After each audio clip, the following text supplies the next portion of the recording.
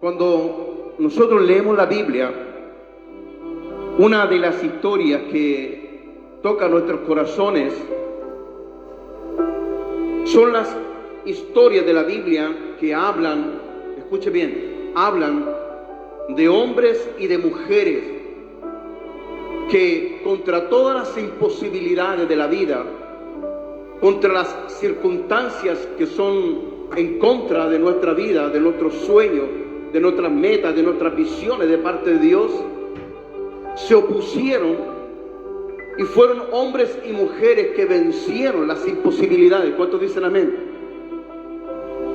Y entre todas recuerdo aquella mujer que tenía hace 12 años un flujo de sangre imparable. Usted sabe que un flujo constante en una mujer lo que produce es una debilidad. Puede producir problemas de anemia, de desaliento, no tiene fuerza, cae constantemente en cama. Era algo que debilitaba su corazón y su alma, su cuerpo. No tenía fuerza, no tenía ánimo. Era una enfermedad que realmente tenía destruido su corazón. Dice la Biblia de que esta mujer, aparte de eso, ya había gastado mucho dinero y los médicos la habían dañado en vez de ayudarle.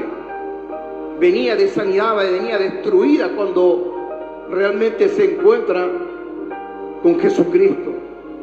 Entonces, al mirar a esta mujer, yo pienso en la escena, porque cuando esta mujer logra tocar el manto de Jesucristo, entonces Jesucristo dice: poder ha salido de mí, alguien me ha tocado. Pero la respuesta, escúcheme bien, la respuesta de los discípulos es extrañable al decirle: pero ¿cómo tú piensas, cómo tú dices que alguien te ha tocado? Si esto es una multitud que te aprieta. Es decir, cada mañana Jesucristo se levantaba rodeado de una multitud, no de 100 o de 200, sino de miles. Yo imagino una persona rodeada solamente por 1000. Y esos 1000 están enfermos, y esos 1000 están esperando que Jesús termine de enseñar para que empiece a hacer sanidades, y cada uno quiere realmente ser sanado. Pero esta mujer se abrió paso entre la multitud para tocar el manto de Jesucristo. Esta mujer, lo que tenía delante de ella era una gran imposibilidad de poder tocar el manto del Señor. Esta mujer venía golpeada. ¿Sabe qué? Era una mujer que estaba dando un testimonio de su vida, de que había enfrentado todas las imposibilidades, y esta era su última intento. Ya era una mujer golpeada por las imposibilidades. Cuando alguien es golpeado, hermano amado, cuando alguien, su espíritu es contrincado, su espíritu es pisoteado, cuando no creen en ti, cuando no creen en lo que Dios te mostró, lo que Dios te ha dado en tu ministerio, en tu llamado, en tus dones que tú tienes para entregar, y cuando alguien te dice que no puedes, cuando las imposibilidades se ponen delante de ti, hermano amado, ¿sabe? Muchos cristianos quedaron en la orilla del camino porque no cruzaron las imposibilidades. ¿Cuántos dicen amén esta mañana? Porque no cruzaron las imposibilidades. Pero siempre hay gente que tiene dentro de su corazón un espíritu que sigue insistiendo, que sigue pensando: lo voy a lograrlo, lo voy a alcanzarlo, voy a pasar esta prueba, voy a pasar esta dificultad. Yo sé que tengo un llamado, yo sé que tengo un ministerio, yo sé que Dios me va a usar, yo sé que Dios me va a abrir la puerta, yo sé que Dios me va a levantar. ¿Sabe? Yo pienso muchas veces en la gente que cruza la frontera, que vienen con sus sueños, con sus metas, con sus deseos, con sus anhelos. Aquella gente que venía en las caravanas de allá de Honduras, cruzando país tras país, hermano. A gente que viene de Colombia, hermano, cruzando la selva entre Colombia y Panamá. Hay una selva que no tiene camino. Gente que viene cruzando y va viendo cadáveres que van quedando a la orilla del camino. Y llegan aquí, hermano, cruzando miles de imposibilidades. Son gente que realmente no permitieron que su espíritu fuera apagado, no permitieron que su espíritu fuera pisoteado. Ellos creyeron en su posibilidad, ellos creyeron en el sueño que Dios puso en su corazón. Entonces yo imagino que esta mujer se abrió paso entre una multitud. Era su última posibilidad, era su último intento. Jesús pasaba por ahí, Jesús estaba rodeado de gente que estaba siendo sanada. Era como imposible cruzar esa multitud. Entonces, lo que la Biblia nos enseña es el espíritu de esta mujer que no se dejó vencer ante las imposibilidades. Y esta mañana el Señor te pregunta: ¿cuántas cosas yo puse en tu corazón? ¿Cuántos sueños? Y las imposibilidades te lo destruyeron. Las imposibilidades te dijeron que no. Las imposibilidades te lo detuvieron. Y muchos de ustedes, hermanos, renunciaron al sueño, renunciaron al llamado ministerial, renunciaron a sus metas, a sus deseos, a sus anhelos. Muchos de ustedes a lo mejor hasta vieron a su hijo siendo un día un abogado y ahora lo ven tal vez sumergido en el alcohol y en la droga. La pregunta es: ¿por qué has dejado de orar por ese hijo? Muchos de ustedes vieron un matrimonio destruido, han vivido un matrimonio destruido, imposibilidad en su relación, y hasta algunos están a punto de destruir esa relación, de divorciarse, de terminar. Han habido miles de imposibilidades, pero cuando se sigue luchando. Yo de camino le decía a mi esposa esta mañana: tú y yo estamos hechos el uno para el otro, porque el diablo nos ha atacado. Hemos luchado contra imposibilidades. Y yo le dije: cuando un matrimonio se separa, es porque uno de los dos tiene la mente, la mirada puesta en las cosas terrenales, en la carnalidad. Pero cuando un matrimonio prevalece, porque hay amor, porque superamos las cosas. Hemos superado muchos desalientos, muchas traiciones en el ministerio. Hemos superado pruebas con nuestros hijos y seguimos creyendo en un llamado. Nosotros hoy somos congregados en esta iglesia, pero yo sé que yo tengo un llamado para algo grande. Y yo le digo a mi esposa: hemos pasado una prueba de 7 años en este país.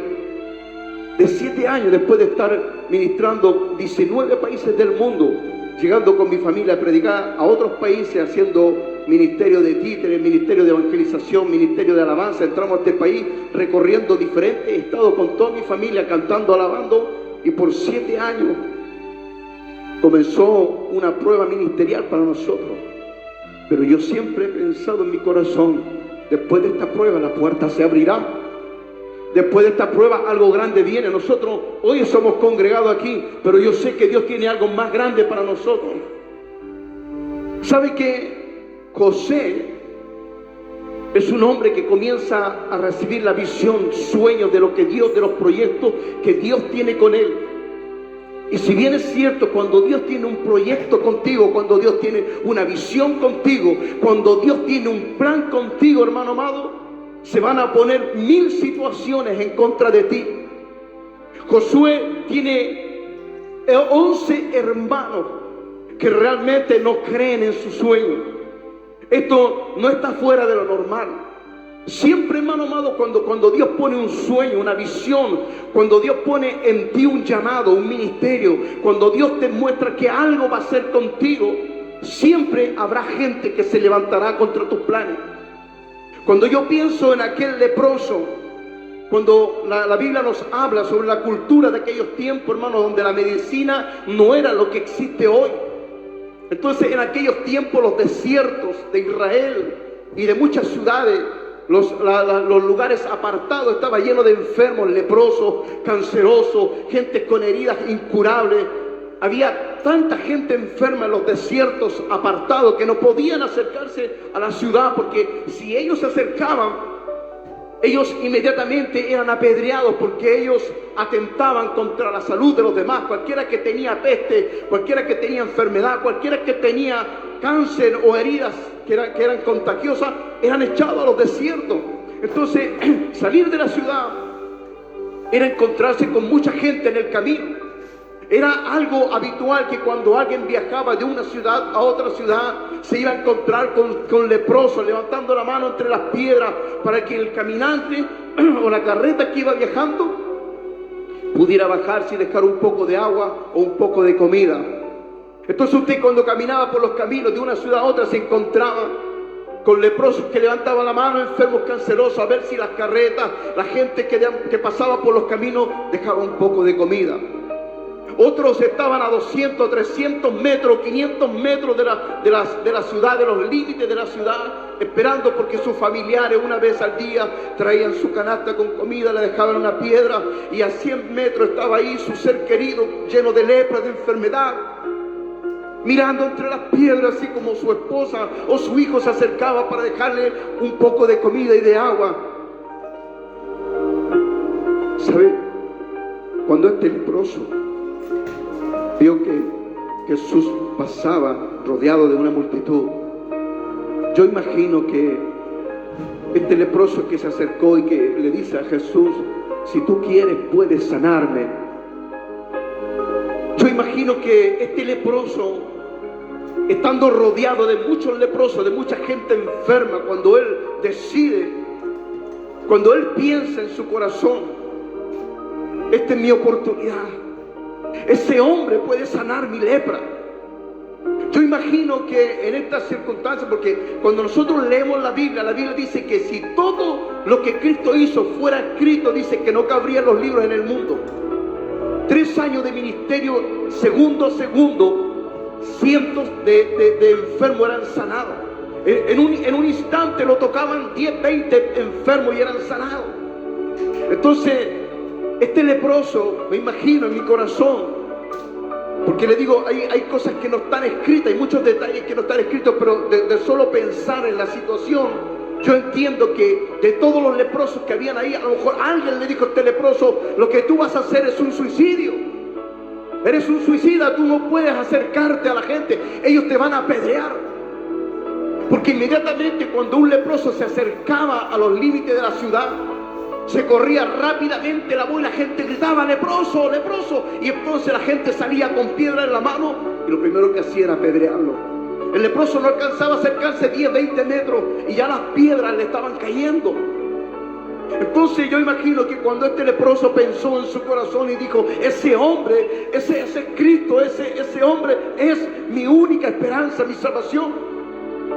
Yo imagino que muchos leprosos se levantaron para decirle: eres un suicida, eso está más allá realmente de las posibilidades, es imposible, mira la cantidad de gente, ellos van a tomar piedra, no vas a alcanzar a acercarte a ese hombre. Pero este leproso tenía dentro de su corazón un espíritu tan fuerte de cruzar las imposibilidades, que él, en su corazón, en su espíritu, él dijo: yo sé que puedo llegar, aunque tenga que arrastrarme, aunque tenga que llegar agonizando por las piedras, por los golpes, pero llegaré. Porque siempre hay gente que cuando tú tienes una visión, un sueño, un llamado, un ministerio, un talento, un don, siempre hay gente que con su manera de ser, con su manera de actuar, con sus decisiones, te pone el pie encima y no quiere que tú lo intentes. ¿Sabe? Hace muchos años atrás, un pastor que levantó una gran iglesia en Chile, en Santiago de Chile, la capital de Chile, era un pastor italiano. Entonces, él tuvo una visión y él dijo que Dios le había mostrado un cementerio, y era tan grande el cementerio que le impresionó, y él se acercó y comenzó a mirar las lápidas. ¿Usted sabe lo que son las lápidas? Son donde está escrito el nombre de la persona, ¿verdad? Entonces comenzó a leer las lápidas, y las lápidas decían: evangelista Pedro González, no sé, pastor Mario, salmista, no sé, Carmen, y así. Y cada lápida era un ministerio, era un llamado. Cada lápida era un ministerio, era un llamado, era un ministerio. Y en el sueño, él le preguntaba al Señor y le decía: pero ¿por qué todas las lápidas son ministerios, son llamados? Y el Señor le habló y le dijo: todos estos ministerios murieron en el camino. Todos estos ministerios se encontraron con las imposibilidades que no cruzaron. Eso le estaba diciendo. La respuesta en el sueño fue: todos estos ministerios murieron en el camino. No crecieron. No crecieron porque no creyeron en ellos y se desanimaron. No crecieron porque se murieron sentados en una silla, porque no se les dio oportunidad. ¿Sabe? Dentro de los 7 años que yo fui a evangelizar en el norte y levanté una iglesia en el norte de Chile, ¿saben? Si hay algo que yo buscaba, la prioridad, hermano amado, y este mensaje es para ti, siervo amado, pastor, tendrás que preocuparte que cada alma que llegue aquí, conocerla en su interior, saber de dónde viene, por qué ha sido golpeada, qué sueños trae que no se cumplieron, cómo vas a influir en la vida de cada uno, de saber que ese hombre una vez fue predicador, que el de allá tal vez fue evangelista, que el de allá tal vez fue corista. ¿Cómo vas a restaurar? Vas a tener que pedir dirección a Dios. Este es un consejo, porque el pastor que Dios ha puesto con nosotros ahora es un hombre que tiene un llamado de Dios, es un hombre que está comenzando. Nuestro pastor es un hombre que realmente Dios lo va a usar. Dios lo va a usar, hermano amado. Y yo he tenido la oportunidad de ir por cientos de iglesias, Uruguay, Argentina, Bolivia, he cruzado la cordillera, he estado con pastores, hermano amado.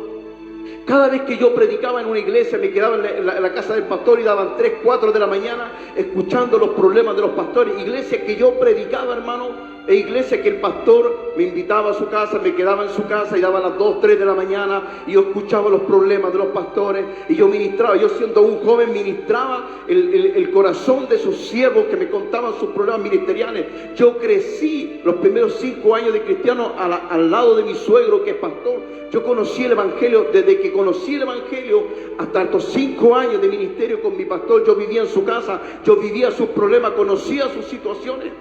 Por eso es que yo comparto con el siervo lo que realmente viene para él por delante.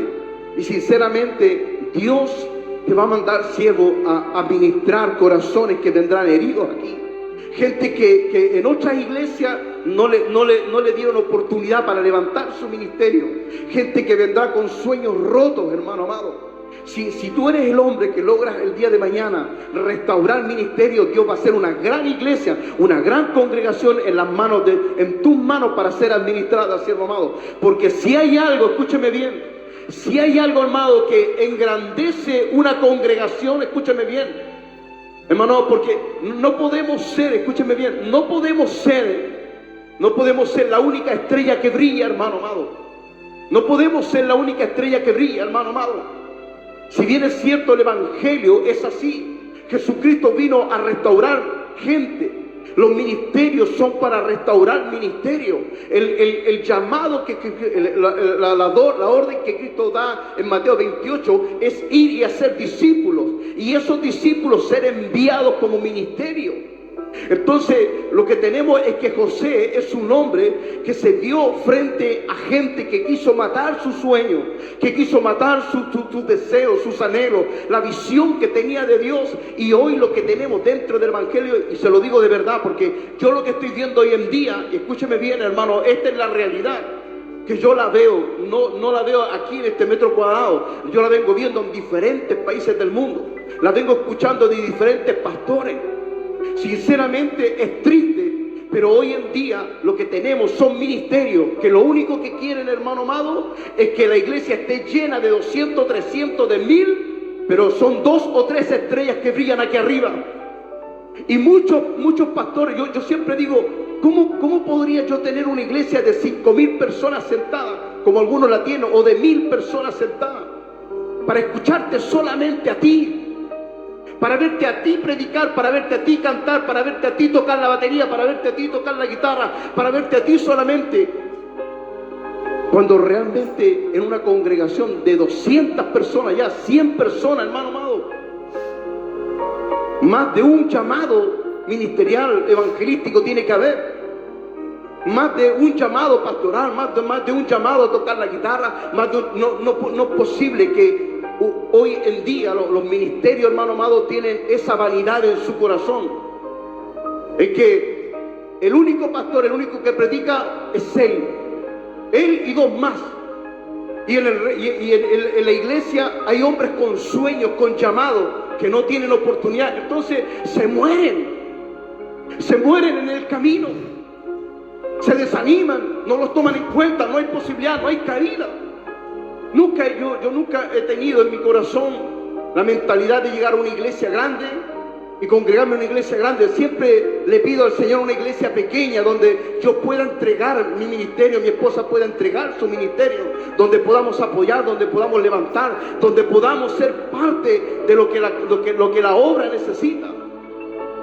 Cuando yo llegué aquí a Nashville la primera vez y fui a buscar trabajo, a la persona que nos atendió, nos invitó a la iglesia Esperanza Viva. Cuando yo llegué a esa iglesia vi tanta gente sentada y dije yo, esto no es para mí.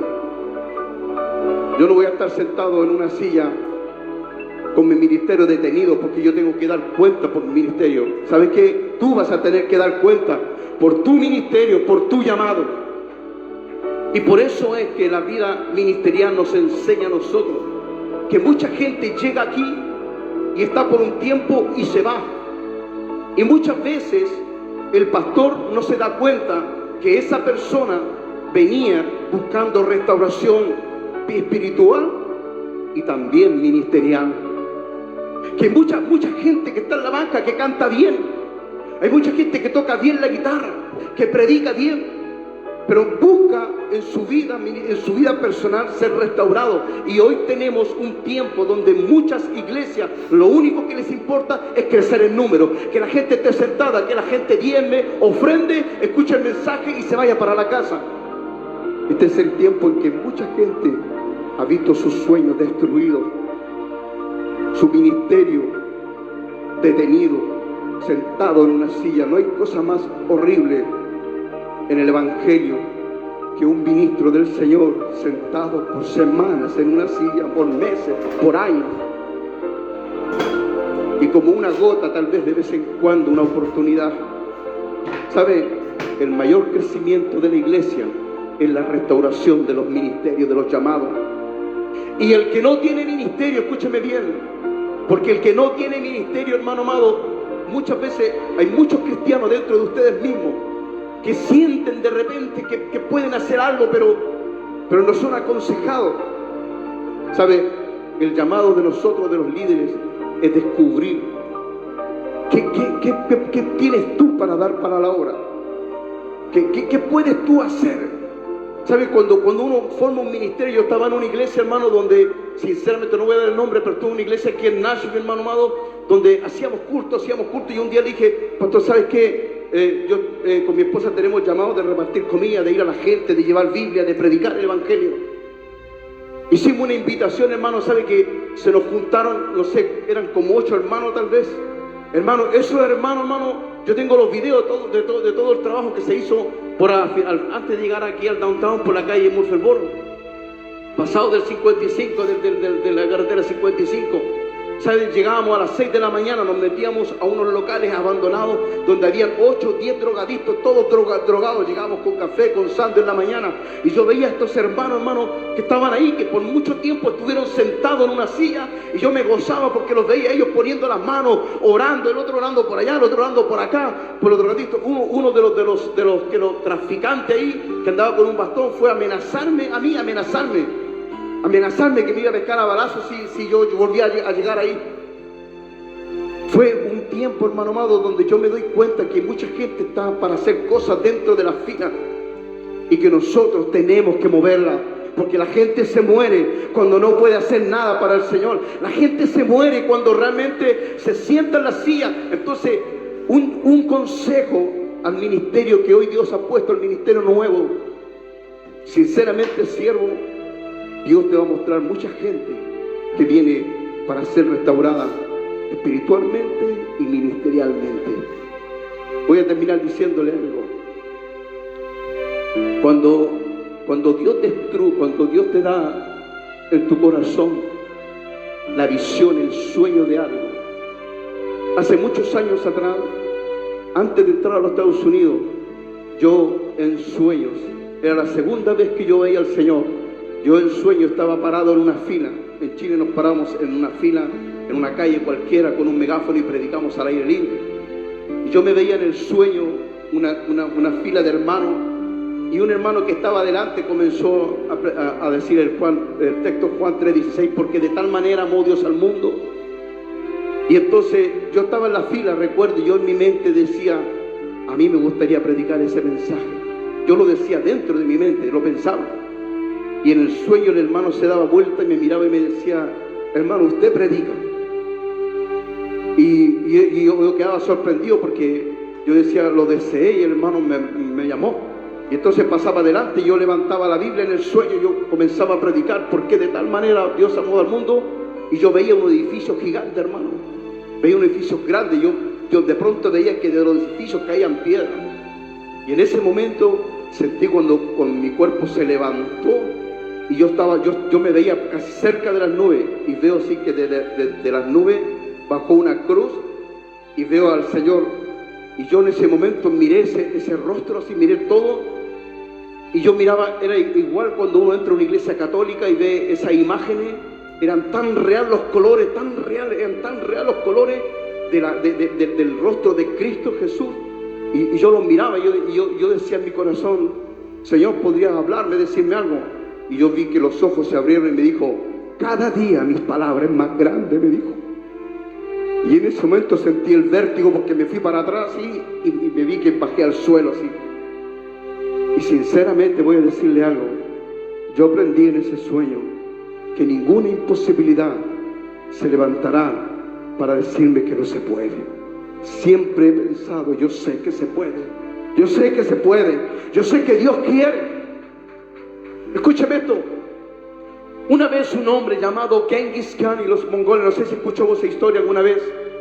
Genghis Khan y los mongoles fue un gran ejército del siglo XII que se levantó, hermano amado, conquistando imperios, conquistando reinos, conquistando naciones. El ejército de Genghis Khan y los mongoles fue un ejército compulsivo, hombres de guerra, hombres que tenían en su sangre, en su espíritu, hermano amado, el deseo de la guerra. Ellos eran solamente hacer guerra, conquistar y hacer guerra.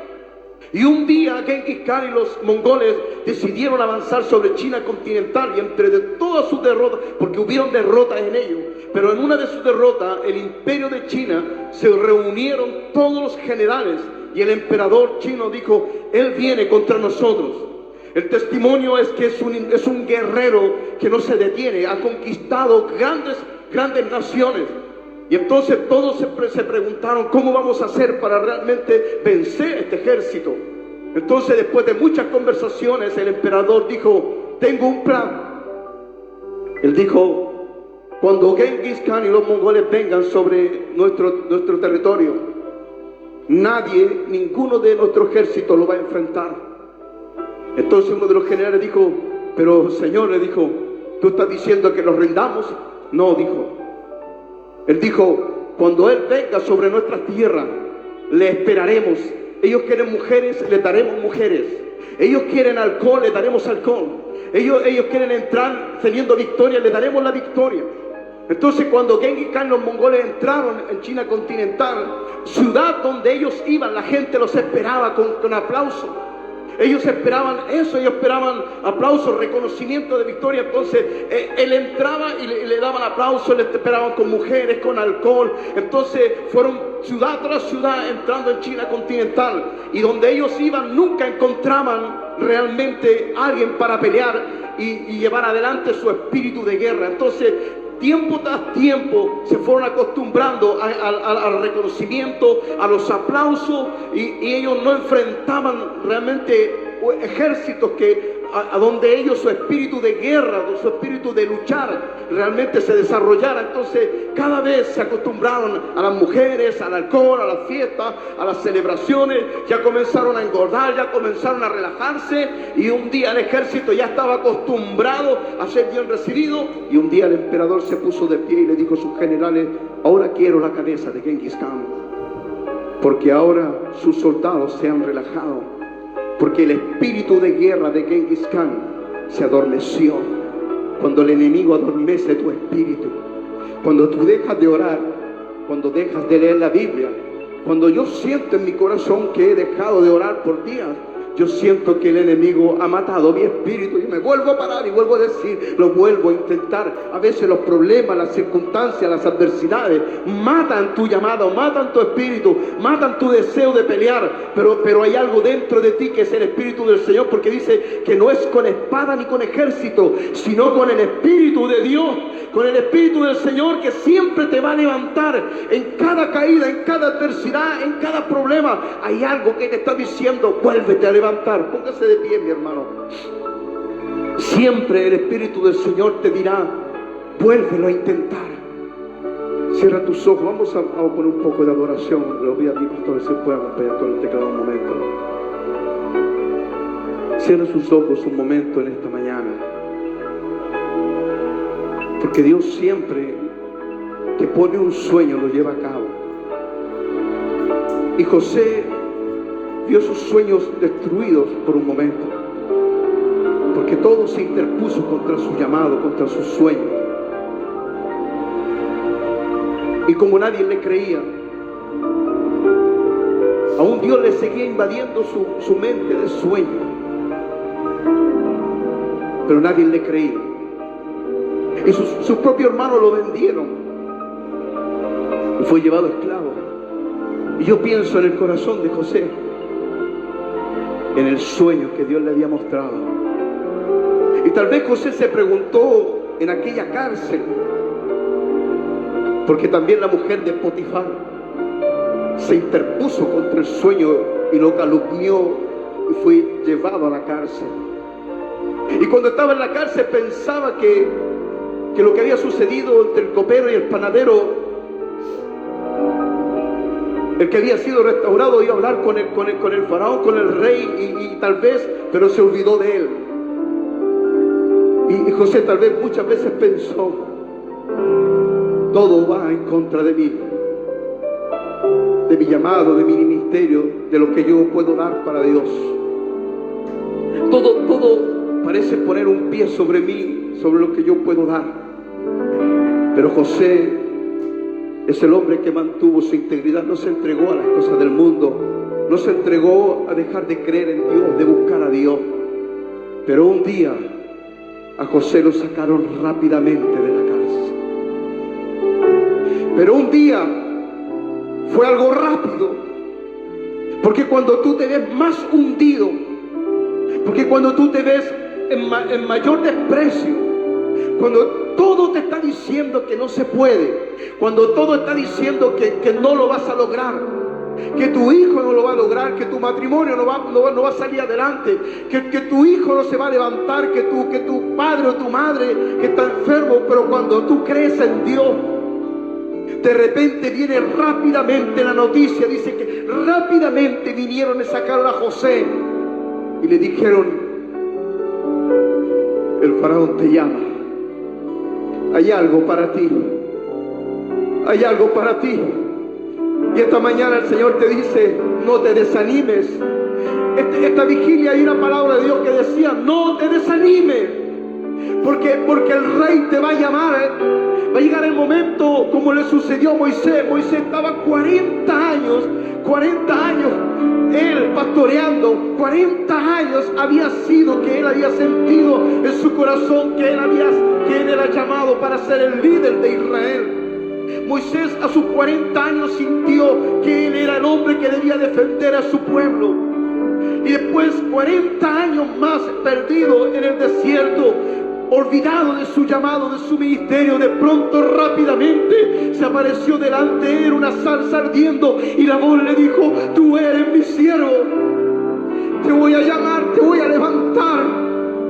Esta mañana el Señor te dice, no sé lo que dentro de tu corazón se destruyó, un sueño, una visión. Tal vez dentro de tu corazón se destruyó una sanidad, un matrimonio, una relación con un hijo, se destruyó un llamado ministerial, no sé lo que se destruyó. Pero el Señor dice que cuando Él vino para sanar y levantar a los caídos. Así dice la palabra, yo he venido para levantar, para sanar, para restaurar. Y tú tienes que decir esta mañana, yo te tengo en mi corazón, Señor, para que tú sanes y restaures lo que está caído. Santo eres Dios, te damos gloria esta mañana, Dios. Yo sé que tu palabra, Dios de los cielos, Padre, viene de tu espíritu, no del mío. Yo sé que tu palabra no viene de mí, hombre falto, lleno de errores, Señor, siempre necesitado de ti, Señor amado. Yo sé que tu palabra viene de ti, Señor, y hay corazones esta mañana que han sido tocados, Dios mío. Hay corazones esta mañana, Dios mío, que han sido ministrados por tu palabra. Te pido, Dios, en el nombre de Cristo, Señor, que venga la sanidad, Señor, que venga la restauración sobre matrimonio, relaciones con hijos, relaciones con padres, sobre toda enfermedad incurable, sobre toda enfermedad terminal, sobre todo aquello, Dios mío, que tal vez azotó la familia, la vida de alguien en esta iglesia, que azotó tal vez, Dios mío, que trajo, Dios mío, pérdida, Dios mío, en cualquiera de los que estamos presentes, Dios de gloria. Tú eres el Dios de la restitución, tú eres el Dios de la salvación, tú eres el Dios que levanta, tú eres el Dios que sana la lepra, que levanta aún a los muertos y los resucita. Tú eres la vida eterna, tú eres la respuesta de la humanidad, tú eres la respuesta de la iglesia, tú eres la respuesta del caído, del matrimonio destruido, tú eres la respuesta del inválido, del enfermo, del leproso, del enfermo terminal. Tú eres la respuesta, Señor, esta mañana. Todo aquel que está escuchando por la red esta palabra en esta mañana, que en su corazón pueda decir abiertamente: tengo un Dios que sana, tengo un Dios que levanta, un Dios que restaura. No me quedaré, levantaré mi ánimo, levantaré mi espíritu y lucharé contra las imposibilidades. Yo voy a cruzar esa multitud de imposibilidades. Nadie pagará mis sueños, nadie apagará mis metas, mis posibilidades. Te damos gloria, Señor, porque tu palabra siempre restaura, tu palabra siempre sana, tu palabra siempre levanta. Gloria sea al Señor. ¿Cuántos le dan un aplauso, Señor, esta mañana? Dios bendiga a nuestro pastor Elder, amén.